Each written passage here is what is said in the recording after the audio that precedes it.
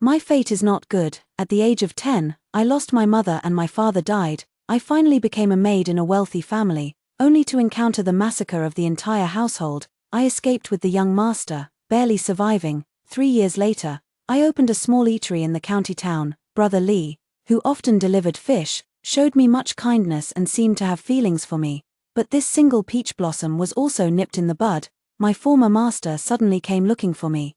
He pinned me against the door, his face frighteningly dark. You want to marry him? Hello, everyone. Welcome to my channel. Subscribe us to read wonderful stories every day. Now the story begins. I was originally a daughter from a respectable family. My father was the only scholar in the entire village. And he was handsome too. The village chief was so eager that he married his own daughter to my father. But later, my father could never pass the imperial examination to become a shotsai. When I was 10 years old, it seemed as if the heavens had gone mad. The heavy rain fell intermittently for half a year, flooding the crops, causing the thatch to mold, and the water levels to rise. The 3 acres of poor land yielded no harvest, and the family couldn't even get enough to eat, let alone support my father's studies and exams. My mother had a big fight with my father, smashing the few remaining pots and bowls with a clatter, leaving them shattered all over the ground. She ran off with a wealthy merchant from the town. Before leaving, she pointed at him and cursed him to his face. You're just a hopeless good-for-nothing. I must have been blind to marry into this family. Father, holding the cornbread he had traded his most treasured inkstone for to give to mother, felt the spine he had held straight all his life suddenly slump. It's my fault, I've let you down. This was the last sentence he left for me. The river at the foot of the mountain is very deep. My father's body sank to the very bottom, and no one dared to retrieve it. In a single day, I lost my mother and my father died. The living must always move forward. Food is precious now, and relatives avoid me as if I were a plague. To find a way out, I plan to go to the town to look for work, or even sell myself if need be. I fainted from hunger and collapsed in front of the governor's carriage. Whose daughter is this, so terribly thin? Fortunately, Miss Wen in the carriage was kind-hearted and took me in, giving me steamed buns to eat. Having steamed buns to eat was truly wonderful. It's a pity my father never got to taste such delicious steamed buns. Upon hearing that I had read a few primers and could write, Lady Wen kept me as her daughter's personal maid. The books were taught to me by my father, who said, girls should also read. Miss Wen's given name is Liang, which means good, and it suits her well. For she is kind-hearted and most generous. She is an excellent young lady and gave me the name Aizhu. She also signed a living contract with me, not entering the base status registry. She said, once you enter the base status registry, it will be hard to turn your life around. Although the young lady was only 2 years older than me, she was dignified and well-mannered, excelling in music, chess, calligraphy, and painting, in the 21st year of Liang Chun. The young lady was 16 and already renowned for her talent. The Prince of Huaizhou's son, Song Yu, came to propose marriage. In March of the following year, I followed the 128 dowry bearers, accompanying the young lady into the Song royal mansion. The prince was gentle and refined, with a dignified appearance, quite worthy of our young lady. Upon hearing my sigh of admiration, the young lady couldn't help but cover her lips and chuckle softly. Silly girl. Do you still see me as a celestial beauty in your eyes? I naturally agreed. Miss has never been any less than a fairy. She smiled, the corners of her mouth curling up. Another spring arrived, and new swallows built their nests under the corridor. The young lady specifically instructed the servants not to disturb them. So, when the flowers were in full bloom, the swallows hatched their fledglings. The young lady was also diagnosed with a joyful pulse, indicating pregnancy. The heir, upon hearing the news, was overjoyed and rewarded the servants. The entire household was filled with joy for the unborn child. I spent an hour digging up some worms in the garden, then huffed and puffed my way up the bamboo ladder, lying on the corridor to feed the worms to the nest of little swallows. My soles were muddy and slippery, and in an instant, I slid down the bamboo ladder with a thud, scaring me out of my wits. I cried out in alarm. Suddenly, someone reached out and cupped my bottom to steady me. Looking back, it was the second young master, the legitimate younger brother of the heir, Song Sheng. Damn it, I'd rather have fallen to my death right here. I'm sorry. His hand stiffened slightly, feeling quite awkward. I also blushed deeply, my ears burning hot. The second young master looked very much like the heir, but unlike the heir's refined elegance, the second young master was brimming with the vigor of youth. As dazzling as the blazing sun, making him unforgettable at first sight. Once I steadied myself, I hastily bowed to him in thanks and then fled as if escaping. Glancing back, it seemed the young man standing there in a daze had also blushed. On the 5th day after the young lady was diagnosed with pregnancy, she began to experience morning sickness, vomiting so much that the world turned dark, everything eaten was thrown up, and she had lost a noticeable amount of weight. Madam Wen came by carriage to visit the young lady and, feeling heartbroken, personally went to the kitchen to prepare a bowl of 3 delicacy fishball soup. Surprisingly, the young lady was actually able to swallow a little of it, as Madam Wen couldn't stay for long. Over the next half-month she personally taught me how to make quite a few dishes. The dish I studied most diligently was that bowl of fishball soup. The fish meat was deboned, pounded with the back of a knife, mixed, and then formed into balls by blanching. The air had craftsmen divert a live water channel into the courtyard, where plump fish for making fish balls were kept. I was squatting by the pond scattering fish food when the sound of footsteps approached from afar. I turned around to see the second young master returning from the training ground, sweat still beading on his forehead. I had already put the awkward scene from that day behind me, so I rose to bow. He waved his hand dismissively. "Don't be so formal, your fish seem to be thriving. Any secrets to share?" I answered honestly. "It's nothing much, just take some effort." "Oh, tell me more about it." "Feed them once a day, and check the pond every 3 days. I paused for a moment, then added, "If all else fails, change the fish every 7 days. Upon hearing this, he suddenly burst into laughter and called out to the other side, "Sister-in-law, this girl of yours is quite lively and amusing." It turned out that the young master was accompanying the young lady as they passed by. I quickly scattered the remaining fish food in my hand and stood by obediently, waiting. The young lady lowered her gaze with a gentle smile, soft as the spring breeze. "Asheng, let's have a meal together. You should also try this girl's cooking."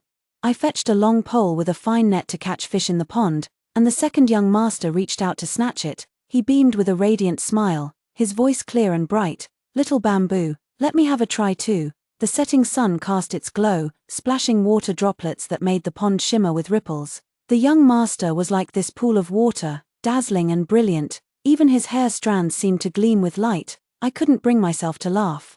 All because his movements were rough, and with a long pole, he had already ruined nearly 10 of my little fish. In the depths of winter, the world was blanketed in white snow, and the withered trees were laden with icy branches. The young lady spent the entire night giving birth to the young master. I opened the door and saw the heir standing outside, his eyes and nose red, unsure whether from the cold or from crying. He didn't even glance at the young master, but instead rushed straight into the bedroom with his head down. It's not in vain that the young lady risked her life to bear him children. Now that the young lady has found a good man, I can eat my fill and dress warmly. There could be no better days than these. The little young master is as white and soft as a dough ball. The heir gave him a formal name, calling him Song Ning, but in daily life, everyone always calls him Bower. The young lady took over the household keys and became very busy. Beer babbled and grew to 3 years old. I accompanied him every day, which made him even more attached to me. The young lady pretended to be jealous and teased with a smile.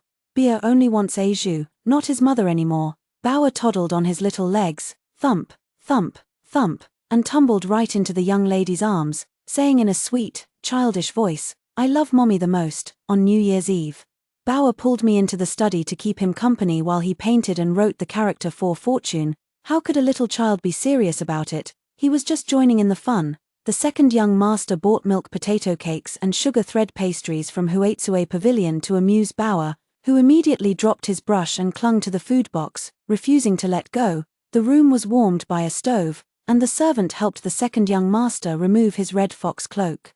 He walked toward me with a hint of coolness still clinging to him, then glanced at the painting in my hand and asked in confusion, "What is that you're painting?" "I don't know how to paint. I was just keeping Bower company in his playful antics, casually doodling, I confess, for good luck." The second young master laughed heartily. "Ha ha ha, that's a good reason." Bower, munching on a cake, exclaimed, "Second uncle, why do you only praise Aju and not me? My painting is also auspicious."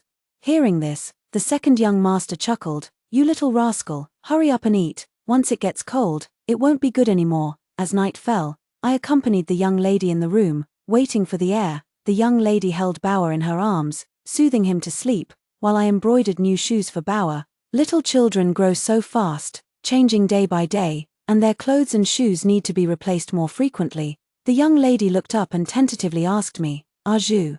You'll be 20 after the new year. Is there someone you fancy? I can make the decision for you. The figure of a young man flashed through my mind. Half a year ago, the old princess had arranged an excellent marriage for him herself. I have never had the intention of seeking favor through connections. The world is harsh on women. Even being an ordinary couple with a common person is better than eagerly rushing to become someone's concubine. A fleeting moment of heart-pounding attraction truly amounts to nothing. I finished the last stitch, cut the embroidery thread, and shook my head with a smile. The young lady added, "If you wish to leave the estate to gain your freedom or have other plans, don't hide it from me. You know I'm on your side." I am deeply grateful for the young lady's great kindness. I have no parents at home and no elders in my clan. Only the young lady treats me with sincerity, with you and Bauer by my side. My remaining years will be more than enough. You, silly thing. The young lady sighed softly and handed the little master to me.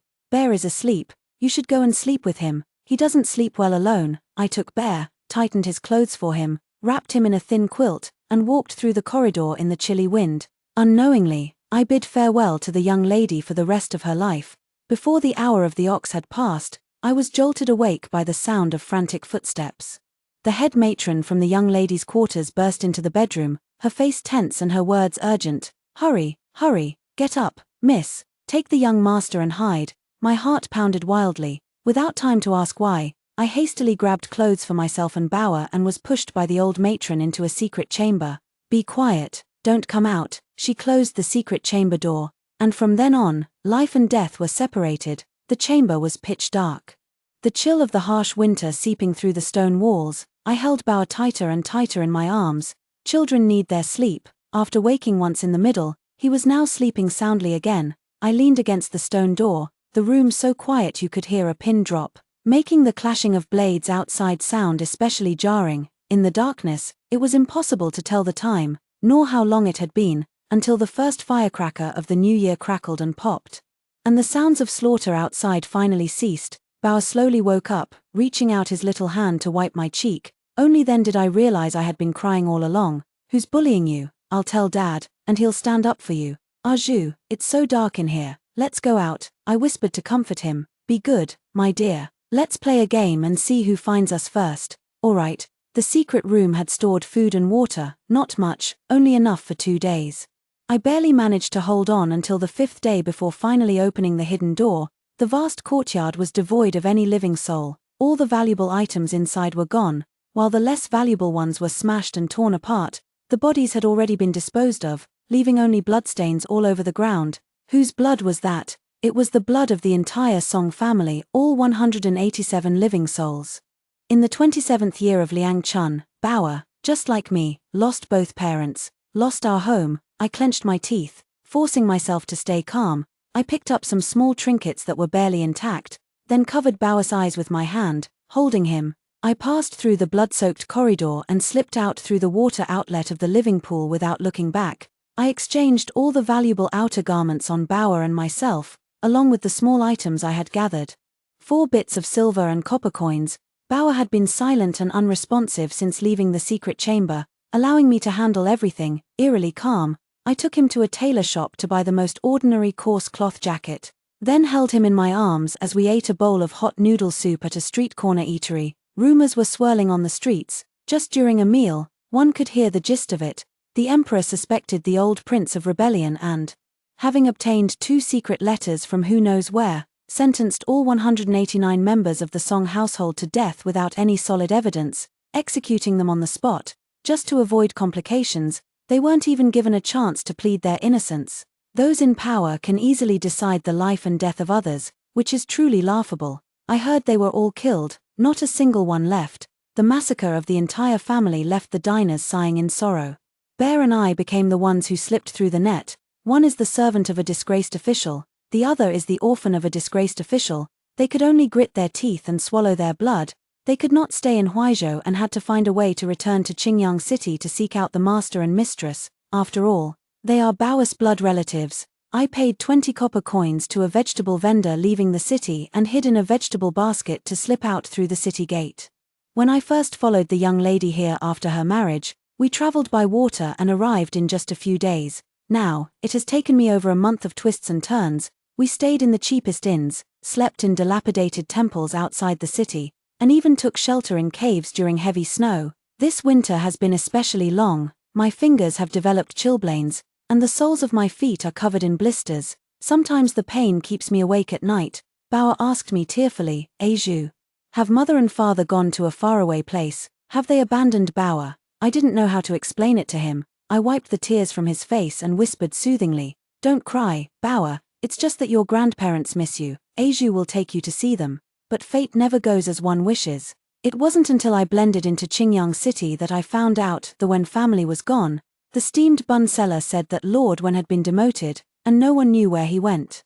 Perhaps seeing how disheveled I was, he added, are you hungry, miss? Steamed buns are 1 coin each. Meat buns are 2 coins. How many would you like? I smiled, rubbed my frozen hands, bought a meat bun for Bao, and got a steamed bun for myself. At night, I tossed and turned in bed. Fate has been unkind to me. It was the same 10 years ago, and it remains the same 10 years later, but we are still alive, and life must go on. If home is gone, we will build another one. If the road is gone, we will find another path. Even if there's no path ahead, taking one step at a time will eventually make it a path. Whether the steps are small or slow, as long as one is alive, that's what matters. As for challenging imperial power or seeking revenge, that's not something I can even dream of. As the sky brightened, I took Bao to Yong'an County, 20 miles from Qingyang City. Since it was only a small county, the administration was rather lax.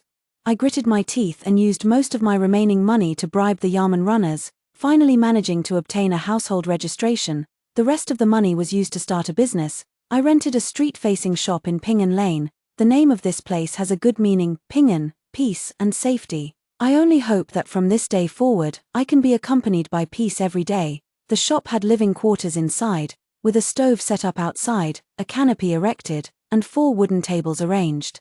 They sold fishball soup. Across the street was a shop selling sundries, run by a widowed auntie. In her spare time, she would often come over to chat with me, and if there were many customers eating, she would also help me look after Bao. He has a warm heart. 2 streets further west, there was a fishmonger selling fresh, live fish at reasonable prices. This way, after covering costs and daily expenses each month, they could still save some money. Their peaceful days were ordinary yet lively. And time flew by like a fleeting white horse. Bao had been raised in the bustling streets for 3 years, growing into a wild 6-year-old boy. All day long, he would chase cats and tease dogs, rarely seen staying in one place. I often couldn't keep an eye on Bao, so I had to let him play around the alley, planning to send him to school in a few days. Early in the morning, as soon as I set up my stall, I was visited by an old man who had just entered the city and workers waiting to start their day. Someone asked, I heard a general from outside is passing through here today. Is that true? The old man first took a sip of hot soup from his bowl with a slurp, then said contentedly, it's true, I saw it with my own eyes. That horse is mighty fine. And the 2 generals looked quite impressive. Bao sat at the corner of the table listening to their boasting, growing more and more excited. I couldn't wait a moment longer and insisted on dragging me to see it. The diners who were eating smiled and told me to go ahead without worry. The road wasn't very wide, and there were many people joining in the excitement, gathering together in a leisurely and scattered manner. Bare, and I could only stand at the very end. From afar, I saw an old man and a young man clad in iron armor, with black tiger sabers at their waists, riding on fine horses. Their heroic and dashing appearance was truly awe-inspiring. Mother, let's go a bit further ahead. Bao pulled me through the crowd, making our way to the front before the general left the city. I was only focused on keeping up with Bao and had no interest in such a scene. When I inadvertently looked up, I was startled for a moment. That young general, though stern-faced, looked strikingly like the second young master, Song Sheng. But this man's demeanor was quite different from the second young master's, darker and thinner. But there are many people in the world who look alike. I put my thoughts aside, not daring to dwell on it. It wasn't until they had gone far away that I snapped back to reality. Mother, I want to be a general too. Riding a big horse, carrying a great sword. I suppressed the restlessness in my heart and took Bao back to the shop. You can be a general, but you must first learn to read and write. How can you be a general if you can't even understand battle reports? Then I want to study. I nodded with a smile. All right, I'll send you to school in a couple of days. Hearing this, Bao's eyes sparkled, and he jumped around happily. Bao was clever. If not for that incident, he would have started his education at the age of 3. Now, almost 7 years old, he still barely recognizes a few big characters. It's just that ink, brushes, paper, and inkstones are all quite expensive for common folks, representing a significant expense. I quietly calculated the savings I had accumulated over the years. It was time to send Bauer to school. The husband of Sister Lan next door works at a school in town, which could be a possible connection. She readily agreed. I'll talk to him tonight. Don't worry, it shouldn't be difficult. I'll treat you to a meal once it's settled. Sister Lan laughed heartily.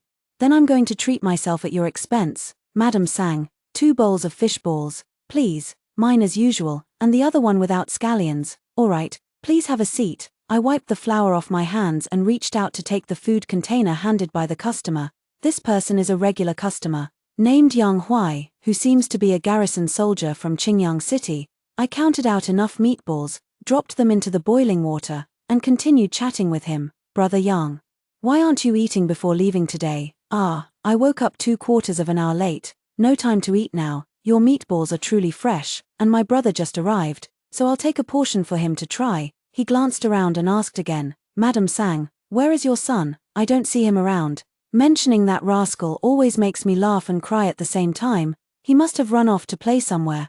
I ladled the meatball soup into a container and handed it to young Master Yang, who deftly took the food box and tossed out a remark. Keep busy, I'm off. Then he mounted the fine horse at the door and rode off in a cloud of dust. Sister Lan laughed. Seems you're really in a hurry to get to work. The morning crowd was bustling, and after another half hour or so, the fish filling was nearly gone. I grew anxious inside. Could it be that Brother Li, the fish delivery guy, had also overslept? I asked Sister Lan to look after the shop for me and set off to find him. Just around the corner, I spotted a sturdy man carrying a large fish basket this way. He saw me and grinned, showing his white teeth. Have you been waiting long? I nodded, seeing him drenched in sweat, and asked, why didn't you push the cart? The cart broke down today. I was afraid you needed it urgently, so I rushed to bring it to you. I led him into the shop. Aunt Nyo, who ran the sundry goods store across the street, grinned slyly and winked at me. Just then, a wolf-like howl came from outside. Mom, I have no choice, sang Bauer. What are you screaming about? Mom, a dog. The dog is chasing me. The rascal dashed back frantically. His body made it into the house, but his soul was still flying behind him. Little Lee quickly put down the fish basket and, quick as lightning, grabbed a stick to chase the dog away. Next time, keep your distance from the dog, kid. Thanks, Uncle Lee. I'll remember that, I said impatiently. Go wash your face now. Look how dirty you are. Got it, Mom. I counted out the copper coins and handed them to Little Lee. He blushed as he took them and left. No sooner had Little Lee left than Aunt Nyo came over with a handful of sunflower seeds. He's taken a fancy to you, hasn't he? I was cleaning the fish and replied without looking up. Auntie, don't talk nonsense. Don't spread it around and let people misunderstand. Auntie Nyo leaned against the stove, cracking melon seeds with a look of disdain on her face. What's the big deal? Our customs are open-minded. Having a child doesn't stop you from remarrying. I shook my head. Bear is still young. I'm in no hurry to remarry. If you ask me, it's not easy for a woman like you to raise a child alone. Why not find him a father? Before I could answer, she continued. Not that I blame you for having high standards. Your child is so good-looking. Tell me, Auntie, just how handsome was his father? I found it amusing and decided to tease her on purpose. Well, he must have been dashingly handsome, graceful as a jade tree in the wind. TSK TSK TSK. Look how pleased you are. It's strange, he doesn't resemble you at all. I smiled and brushed it off. He takes after his father entirely. A child not born from my womb, how could he possibly look like me? As we were chatting and laughing, we suddenly saw someone galloping down the street, heading straight for the shop door. I exclaimed in surprise, Young Master Yang, is something urgent happening? He dismounted from his horse, first asked for some water to drink, and then inquired, does Lady Sang know someone called Aiju? My mind went blank for a moment, and I unconsciously grew tense. I shook my head and replied, I don't know him. Young Master Yang looked disappointed, then he chuckled and said, my brother has been acting like he's possessed ever since he ate your meatballs, pestering me about where he bought them and who made them. How did the young man answer? I just said you're called Sister Sang, with a child already half-grown, so you definitely aren't the one he's looking for. He didn't believe it, and since he couldn't get away himself, he insisted I come back to ask if you know someone named Aju. Honestly, what are the odds of such a coincidence? What's with this Aju or Arju? Does he think he'll bump into an old acquaintance just by having a bite of meatball? I poured him another bowl of water and responded with a smile, "You're right, young man, but I've heard you mention him so often. May I ask what your brother's name is?" "Ah, he's called Sheng Erlang." The last glimmer of hope in my heart vanished. I had never heard that name before. Sister Lan brought good news. The time for Bauer to start school has been set. That day I got up very early, closed the shop, and went to the street to buy the 6 traditional gifts for a teacher, then took Bauer to meet the master. The master praised him as intelligent and decided to keep him, so Bauer was officially enrolled in school. I went back alone, thinking that I wouldn't open the shop for business today, so I made a special detour to little brother Li, the fish seller, and asked him to deliver the fish later, for use the next day. Little brother Li was working shirtless in the yard, and when he saw me, he immediately blushed and went inside to put on clothes. When he came out, he also brought a package of pastries. I didn't want to accept it, but I couldn't refuse their insistence. "This is for Bauer, please take it, Mrs. Sang. Bauer will be so happy when he sees it. I thank you on his behalf." Young Li grinned with a hearty chuckle. I slowly made my way back to my own shop, carrying the pastries. Aunt Nyo immediately came over to visit. "Sang, you're finally back. This morning, a strange man came asking about you and spent quite a while looking around the shop before leaving. I don't think he was here for the food." "Did he say anything?" "He said nothing. You weren't here, and I was afraid of saying the wrong thing, so I didn't dare mention you to him." I unconsciously furrowed my brow, pondering quietly. That young general who seemed to be the second young master, the brother of young Master Yang Huai the other day, and now this stranger who came looking for me. When coincidences happen one after another, they can't be just coincidences anymore. The answer is almost within reach. I can't help but feel a sense of anticipation. That person will definitely come again.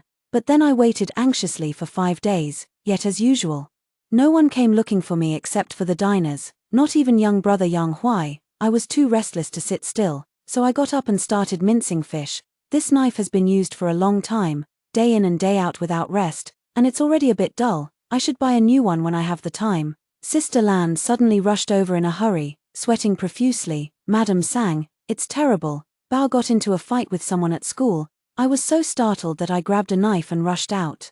Sister Lan asked Aunt Nyo to watch the shop for me, then quickly followed after me. "Why are you carrying a knife? I'll go with you. Bauer has grown up under our watch. He's definitely not the kind of child to cause trouble.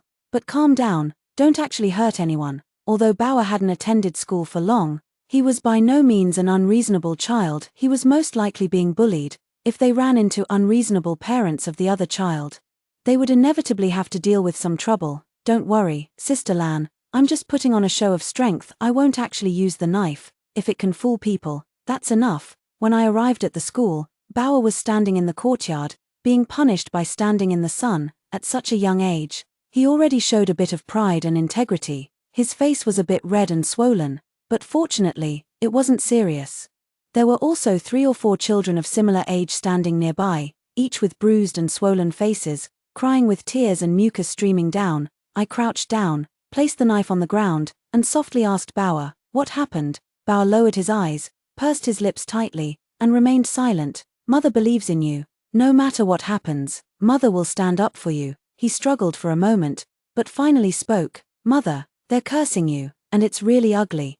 I turned to look at those children, and sure enough, there was a familiar face, the son of the Zhong family's eatery on the left street. His mother thinks I stole her business and often speaks foul words. I usually ignore her, but now she's cursing in front of the child. Bauer doesn't want to say it, but I imagine it's not pleasant to hear. A woman in a coarse blue shirt hurried over and, upon seeing the injuries on her son's face, immediately started shouting. "Where did this little bastard come from? How dare you hit my son?" I frowned slightly and shielded Bauer behind me. This Zhong family daughter-in-law is truly detestable. Her son wailed, "Mom, I only cursed that little beast a couple of times, and he beat me half to death." Behind Zhong's daughter-in-law were the parents of 2 other children. She glanced at me, then turned to speak to the person beside her. "I know her, she sells meatball soup in Ping An Alley with a fatherless bastard.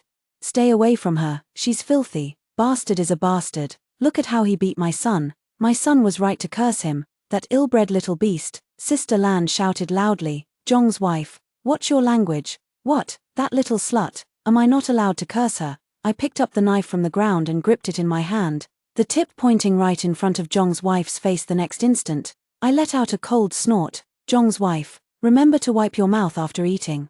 And stop spewing filth here. With a mother like you, what kind of decent thing could your son be? Born but not raised by a mother. Take a piss and look at your reflection. What's the difference between you and a stupid pig? If I lived like you, I'd have hanged myself with a belt over a cesspool long ago. If you ever let such filthy words reach the child's ears again, I can't promise this knife won't end up on your head, because I held the knife. She backed away in fear.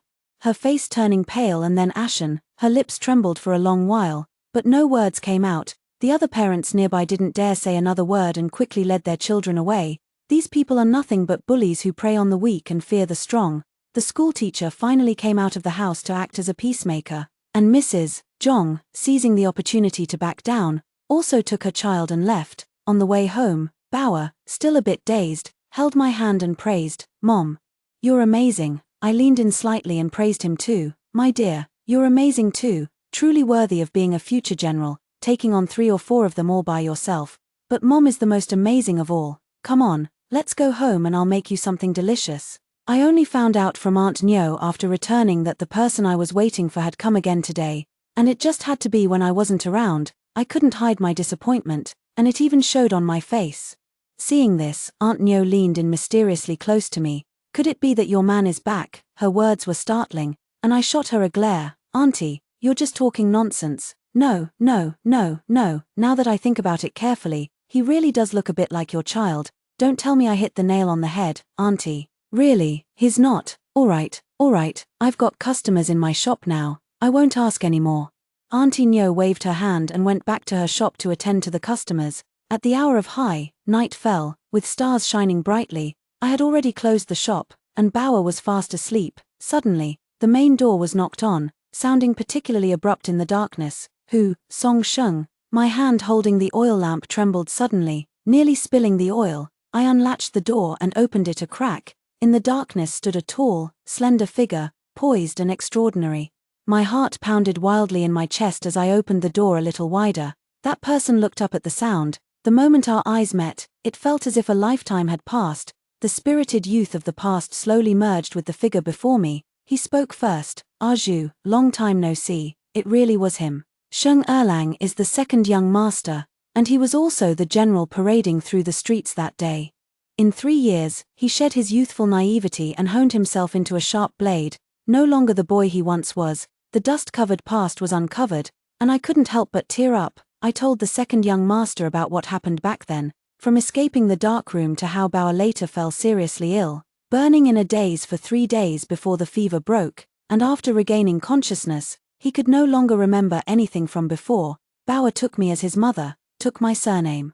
And outsiders thought we were biological mother and son. I still feel guilty towards the young lady. Bauer should have had a brilliant life, but now she lives in seclusion with me in the city, raising a mischievous boy. The second young master said in a deep voice, "Arju, you needn't carry this burden. To be an ordinary person is already the best." Back then, the Song family held a high position, but they were massacred due to the emperor's suspicion.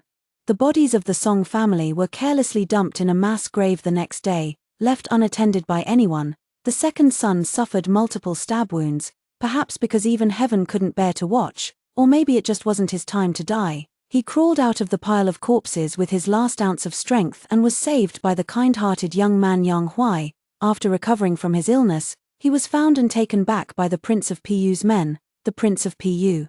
The emperor's younger brother had a close relationship with the Song family, but his fief was not in the same location, which was why he arrived late. Later, the second son assumed the name Sheng Erlang and trained in the military under General Wang Han, who served under the Prince of Piyu. The 2 generals on the street earlier were the second young master and Wang Han. Yang Huai's hometown happened to be Yong'an County, and since his elderly parents were getting on in years, he had been trying to arrange a transfer back to Qingyang. The bodies of the people from the Song residence were properly buried back then, but only Bauer and I were missing. The second young master had been searching for us for a long time.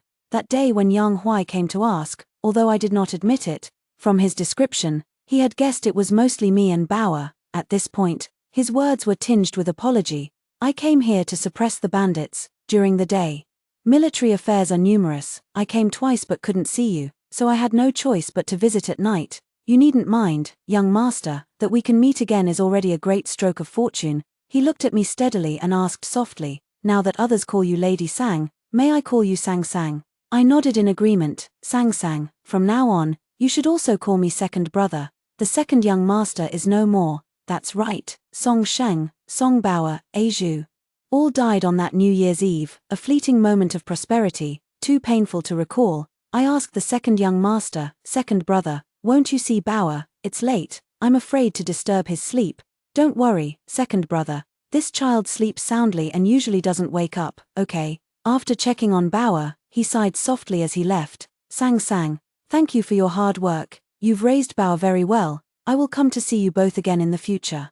He fumbled in his chest and handed me a silver note. His palm was rough, covered with thick calluses. I have no use for this money. You take it and use it. All the Song family's property was confiscated back then. Who knows how long he had saved up that money? I naturally refused to accept it. But he looked dejected, his voice slightly hoarse. Sang Sang, you and Bao are my only family now. Sang Sang, don't treat me as an outsider. To him, reuniting with an old friend was like a floating log in the heart, a life-saving medicine, exceptionally precious. It was the same for me. I finally accepted it, for that sliver of peace of mind. Early in the morning, when Bao first heard that he had a blood uncle, he kept tugging at me, asking all sorts of questions, and even ate his meal with more relish. I had quite a time coaxing him to go to school. At noon, when business was at its peak, 3 ruffians came into the shop to cause trouble.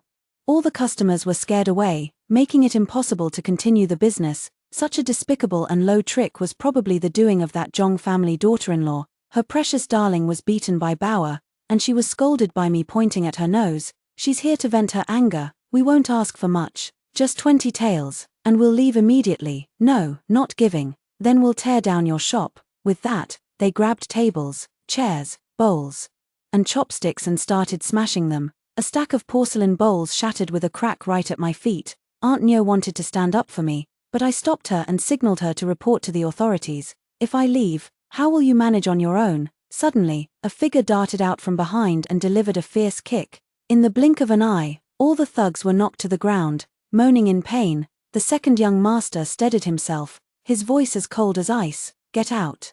The person on the ground scrambled to their feet in a flurry and was escorted by Yang Huai outside to the county office. Looking at the mess before him, the second young master softened his tone as he asked me, have you run into any trouble lately? I truthfully recounted what happened at the school yesterday. The second young master pondered for a moment and said slowly, if I arrange a house for you and Bao in Qingyang, and send someone to take care of you, you won't have to work every day. And I'd feel more at ease. Sang Sang, how does that sound? I shook my head and refused. Thank you for your kindness, second brother. It's already hard enough for you to be out here alone. I wouldn't want to trouble you further. Sang Sang, do you see me as family? If we are family, then there's no need to talk about trouble. I'm just afraid of causing you trouble. Actually, I really enjoy running this food stall. The neighbors here are all kind and treat Bao and me very well. The only bit of trouble we've had just happened to be the one you stumbled upon. Hearing this, the second young master's expression softened slightly, and he breathed a sigh of relief, saying, if it weren't for the danger around me, I wouldn't have left you and Bao here. Since that's the case, leave the trouble to me to handle. Sang Sang, in the future, if you encounter any problems, just come to me. Okay. When Yang Huai returned, the shop had already been cleaned. He feigned annoyance. You little lady, you actually kept it from me. Don't be angry, brother Yang, I apologize to you, Yang Huai said with a chuckle. I'm not that narrow-minded. Don't take it seriously. Don't take it seriously. Upon closer look, Bao really does bear some resemblance to Erlang. Look at my pig-headed self. Why didn't I recognize it earlier? The second young master said with a smile. It's all thanks to you in the end. They only stayed for a moment, saying that the bandits in the west were making moves. The group of mountain bandits, numbering about 200 to 300, seemed to have appeared out of nowhere, specializing in robbing the official roads. Since General Wang Han and his men arrived, they've been lying low, but this morning scouts reported that the bandits, growing desperate, are planning to attack a town to the west.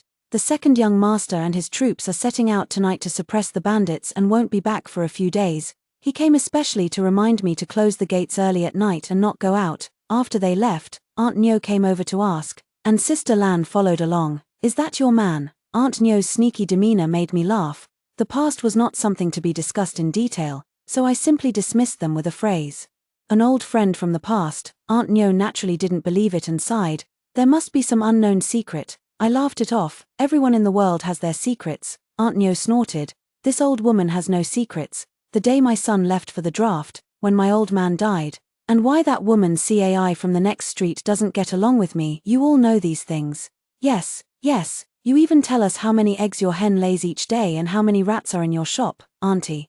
You're a good person with no secrets. Sister Lan took over the conversation for me, joking and laughing with Aunt Nyo. It felt like life suddenly had hope again. The night was as thick as dense ink, with only scattered dots of light remaining on the streets. Bear fell asleep first. I closed up the shop and sat under the candlelight, listing out today's losses and the items that needed restocking one by one.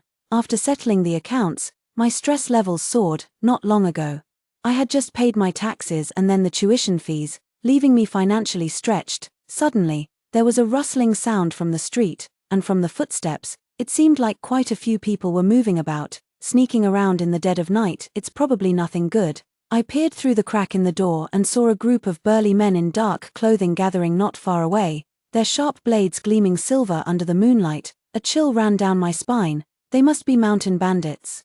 The second young master and the others must have received false information. Yong'an County was just a small town, with no elite troops stationed there. In a matter of moments, the bandits scattered, and the sounds of doors being kicked in and screams began to rise. I stuffed Bauer under the bed and forbade him from making a sound. I grabbed a hoe and held it tightly, breaking out in a cold sweat. I have to fight for my life now. The sudden turn of events made me recall that New Year's Eve was the young lady just as terrified and helpless then. With a loud crash, the bandits broke through the door. I should be grateful there were only two of them. I grabbed a long stick and a hoe, swinging wildly, keeping them at bay for the moment. But how could a woman be a match for the fierce bandits? In no time, I was at a disadvantage. More bandits arrived, and the long staff in my hand was cut in half. As the gleaming broadsword was raised, all that remained in my heart was resentment. My life has always been crushed by fate. I couldn't help but resent it, blaming fate for its cruelty, the world for its harshness, and its unfairness to people. Just as hope was glimpsed, it was brutally crushed into darkness. Living is truly difficult. The blade fell, a soft thud was heard, the blade pierced through flesh, hot blood splattered all over my face. Sang Sang, the second young master, clad in iron armor, rushed over in panic. He was cold and ruthless, killing with precision and speed, swiftly taking down the surrounding bandits. His blood-stained face was as cold and hard as ice. Then he rushed toward me and pulled me into his embrace. My ear was brushed by a soft breath, making even the tip of my heart tingle. I was stunned and could only ask him, "What are you doing here?" He said, "Thank goodness you're okay." Yang Hui behind me reminded, "I'm still here.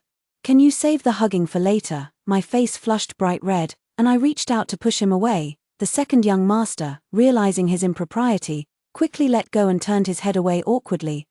Is Bauer all right, second brother?" "Don't worry, Bauer is fine. These mountain bandits have an inside man in the army. They almost ruined our plans." The surrounding bandits were quickly dealt with. Sister Lan next door was not at home, and Aunt Nyo, hiding in the cellar, also escaped unharmed. Aunt Nyo, recovering from the shock, stared blankly at the second young master and the others and asked, "Are you military generals?" Upon receiving an affirmative answer, she knelt on the ground with a thud, and I quickly helped her up. "General, I beg you to help me find my son. In the 25th year of Liang Chun, I couldn't scrape together those 10 taels of silver, so Pinger left with the conscription officers. It's been 5 years, and there's been no word since.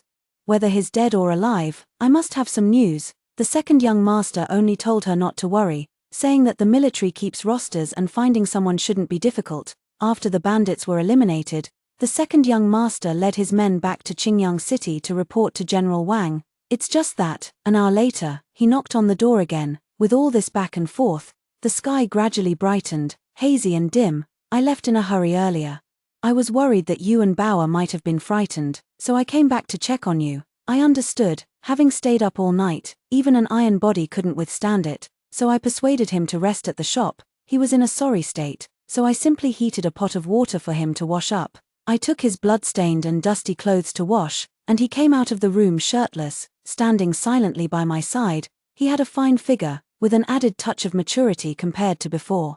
There were several terrifying scars crawling across his waist and abdomen. My cheeks instantly flushed hot, and I turned my head away, no longer looking at him. "I'm sorry, I didn't see my clothes. My apologies, second brother. Go to sleep." the clothes will dry soon. The blush on her face had just faded when someone knocked on the door again. I peeked through the crack in the door. It was Brother Lee, the fish seller. Madam Sang, are you and Bauer all right? Thank you for your concern. We're fine. How is your family? That's good, that's good. My family is fine too. The officers arrived in time, but the fishing boat is damaged, so we won't be able to deliver any fish for a while. I comforted him through the door. That doesn't matter at all. What's important is that you're safe. Now that I know you're all right, I can rest easy. After saying these last words, Brother Lee turned and left. I was startled by someone when I turned around. The second young master stood behind me with a grim expression. He was shirtless, stepping closer as I stepped back, until my back was pressed against the door. Does he have feelings for you? I shook my head, then nodded. Do you also think he's a good person? I nodded. Do you want to marry him? I shook my head vigorously. A myriad of unspoken words churned in his eyes, condensed into a single sentence. Sang Sang, wait for me a little longer. Just that one sentence threw my heart into chaos, leaving me utterly flustered. In that moment, the stray strands of hair on his forehead trembled slightly. It is the wind that moves, and the heart that stirs. Yong'an County suffered few casualties and gradually returned to its former order. The second young master has been gone for over a month. Aunt Nyo gazes out the door every day, hoping to hear news of her son as soon as possible. Today is the Mid-Autumn Festival. Every year on this day, Sister Lan and her husband celebrate with Aunt Nyo at my shop. This year is no different. Life is inherently painful, but there are always some people who make you linger in this broken world again and again. Mom, can you buy me 2 lanterns today? Why 2? I want to give one to Uncle. He promised he would come today. Okay.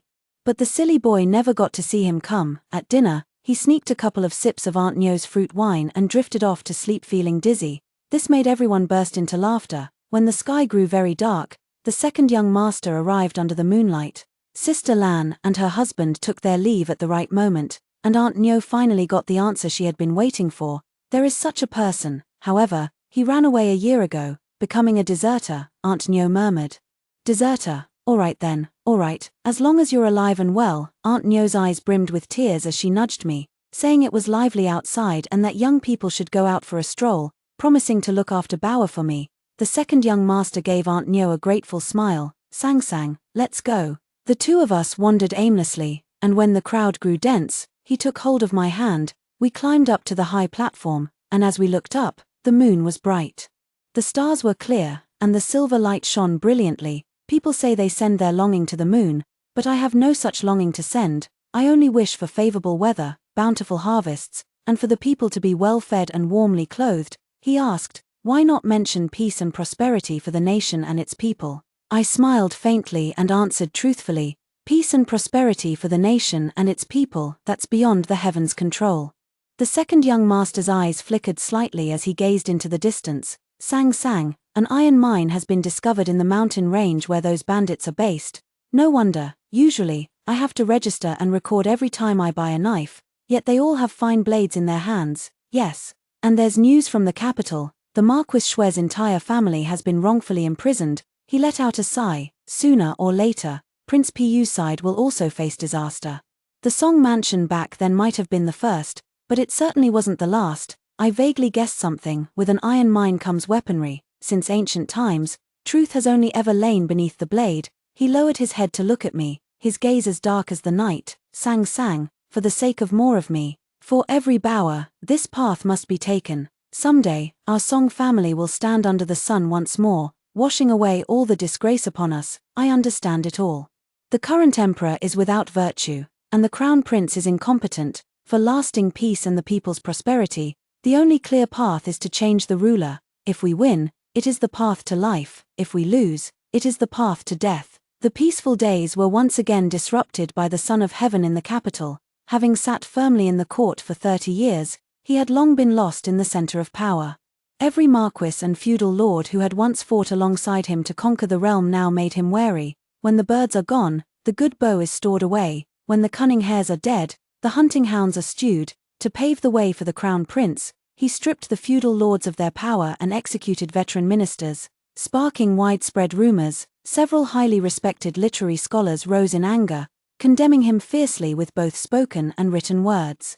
The emperor's wrath was beyond endurance, and he made an example of 1 to warn 100. Once this incident occurred, The anger of countless scholars spread like wildfire, becoming increasingly uncontrollable. The world has finally descended into chaos, twilight vanished in an instant, and darkness descended from the sky. The second young master has been increasingly busy lately, spending less and less time with Bao. He coaxed Bao to sleep and then leaned against the bedside to rest his eyes, his expression betraying unconcealable exhaustion and weariness. But I am merely a servant of the Song household. Life and death are the games of those in power. From beginning to end, the blood-soaked vendetta has been borne by him alone. No matter what choice he makes, I have no right to persuade him. The only thing I can do is take good care of Bao and not become a burden to him. Just when I thought he had also fallen asleep, he suddenly spoke softly. Sang sang. I'm so tired. Thankfully, at least you're still here. I almost forgot, he's only 24 years old too. For several days in a row, Bao hadn't been able to look forward to the second young master's visit, but instead, she once again waited for Yang Huai, who came for a meal. Before Yang Huai left, I asked him to relay a few words to the second young master. Bao looks forward to meeting him, and if he has the time, I hope he will come for a visit, somehow. It reached the second young master's ears and turned into, Yang Huai said you missed me, so I came. I inadvertently looked up and met his gaze, taking in his travel-worn appearance, and felt so awkward that even the tips of my ears began to burn. I dare not let young Master Yang relay messages anymore. He put away his smile and said seriously, Sang sang, I came today to bid farewell. When are you leaving? That person is likely to make a move against Prince Pu. I will leave early tomorrow morning. I nodded and said, have a meal with Bao tonight. Okay. Bao knew he was leaving and cried for a long time that night. In the end, they agreed to keep in touch through letters, and only then did she sob herself to sleep. Sang sang, I have something to tell you. Afraid of disturbing Bao, I led him to the small courtyard. Under the moonlight, his gaze was as gentle as water, and his voice sounded deeper than usual. Sang sang, I once thought that the rest of my life would be spent alone, with no one to rely on. I never expected to meet you and Bao. Only when I see you do I find a moment of peace. You are to me like the moon over the mountains. Before I could even sort out my thoughts, you had already settled in my heart. I may not return from this journey, but I still wanted you to know.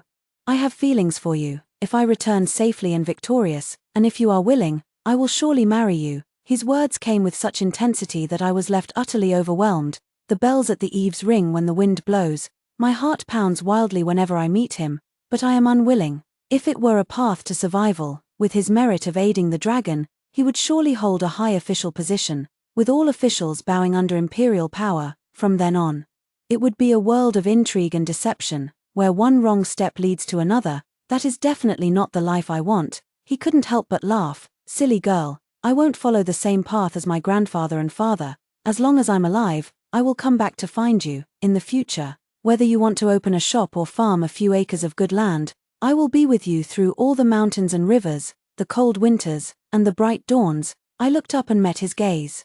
His eyes dark yet bright, as clear as they were in our youth. All right, I'll wait for you right here. The moonlight was like water. His gaze lingered tenderly as he lowered his head and gently kissed me, just for a moment, a brief, delicate touch. Don't you dare run off with the fishmonger. Sang sang, I punched him in anger.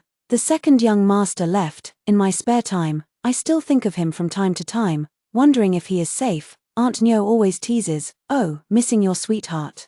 It's exasperating. After winter set in, the second young master sent his first letter, accompanied by 2 wooden boxes, one large and one small. The gist was that Bao's 7th birthday was approaching, and he had a gold locket made by a craftsman for her, placed in the larger box. The little box is a gift for me, made by his own hands, a bit rough, hoping I wouldn't mind. Also included are 200 taels of silver notes, insisting that I must spend them.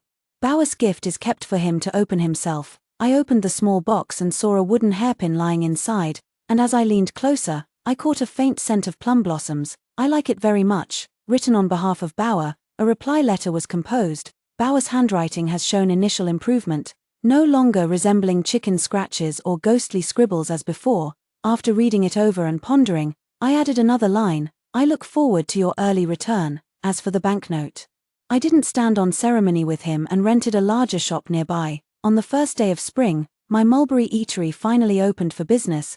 The long-lasting snow also cleared up on this day. The sound of firecrackers on the street was incessant. Not long after, the willow branches sprouted.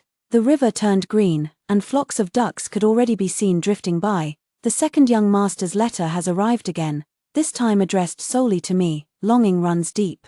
Yet words on paper fall short. It made me blush with embarrassment. The world is in chaos, the great edifice on the verge of collapse. In the autumn of the 30th year of Liang Chun, war broke out once again. The army, under the banner of purging the court and eliminating treacherous officials, advanced toward the capital led by Prince Pu. Those within the four walls of the city had long lost the people's support and were defeated without a single drop of bloodshed. The war came swiftly and ended just as quickly. It was only the beginning of winter by the time it ended. My shop remained open, and I even rented the neighboring space, expanding the storefront and hiring new workers. When the first snow fell in Yong'an County, the latest news arrived from the capital. The new emperor ascended the throne, and several loyal ministers, led by the Song family, were finally exonerated, with their clans posthumously honored and their descendants granted privileges. I heard that the youngest general by the new emperor's side resigned and returned to farming, and the new emperor couldn't stop him no matter how hard he tried. The diners chattered and debated endlessly. I really can't understand why someone would give up a high-ranking official position to come back and farm. How strange. Could there be something better than wealth and power? I also leaned in to listen for a moment. Yeah, with power and influence, can one really just give it up so easily? Suddenly, someone called out to me from behind, "Madam, are you still hiring here?" I turned around at the sound. His posture was as straight and sturdy as a pine tree. He stood in the sunlight, his smile as radiant as it had been in the past.